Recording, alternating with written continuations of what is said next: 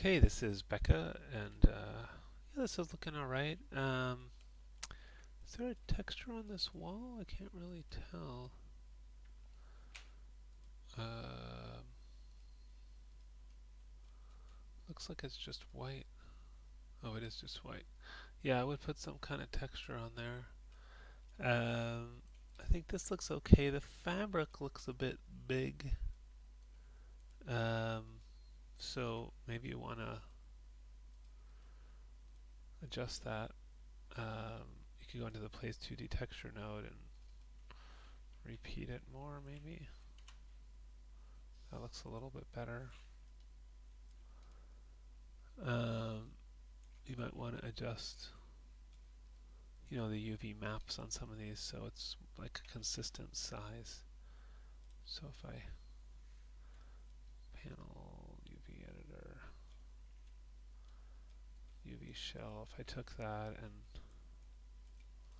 just get a closer look. So right now you can see they're very rectangular here. If I scaled this out this way, I'm going outside the quadrant one, but it repeats, outside of that anyway, so it's okay.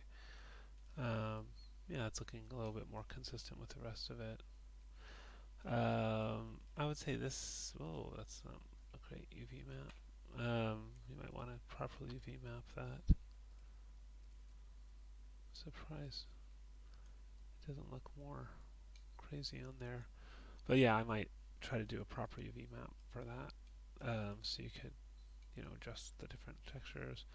I would say again, yeah. I mean, if you look at the grain of the wood here, I think that would be much too big um, for a floor.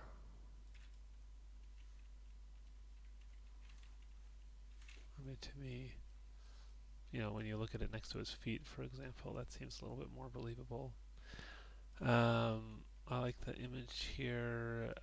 This object is sort of floating, so just maybe, it's also kind of overhanging this a lot, so just make sure that's, really on there, but maybe also scale it down, because I don't know exactly what that's supposed to be anyway, but it should at least kind of fit on there neatly. And yeah, it's just looking a little sparse right now. Maybe also, look at reference for a window and like what window panes and window sills look like, because that looks pretty blocky.